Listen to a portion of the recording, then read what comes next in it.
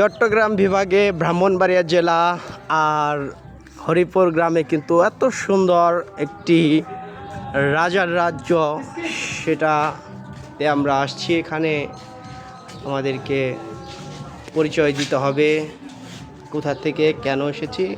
সেই পর্ব শেষ হলে কিন্তু কাঙ্ক্ষিত ভিতরে গিয়ে আমরা দেখতে পাবো অনেক সুন্দর কোনো কিছু দেখতে যাচ্ছি। তো আপনারা আমাদের সাথে আছেন। পাশে কিন্তু ছোট্ট একটি লোকেশন, ছোট্ট একটি জায়গা, সেখানে দেখিয়ে রাখি খুবই সুন্দর চমৎকার। আমার বন্ধু সাইফুল রাজশাহী থেকে আগত, সে কিন্তু এসেছে এখানে।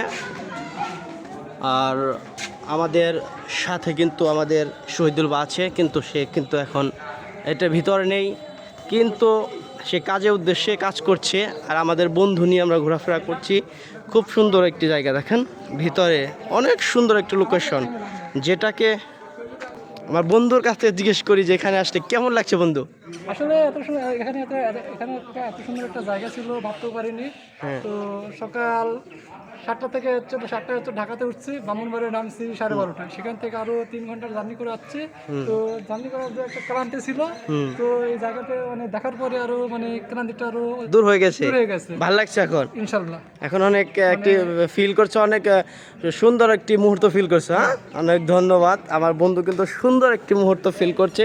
আর পাশেই কিন্তু রাজবাড়ির আশপাশটা আমি আপনাদেরকে দেখানোর চেষ্টা করি। আর প্রচণ্ড রোদ ছিল, রোদের কারণে কিন্তু আমাদের শরীরে প্রচণ্ড ঘাম হচ্ছিল। আর এর মধ্যে কিন্তু ছোট্ট একটি ভিডিও আপনাদেরকে উপহার দিয়ে দিলাম আমার বন্ধুর সাথে। আমার সাথেও দেখা হতে পারে কোনো একদিন, দেখা হবে আবার নতুন কোনো ভিডিওতে।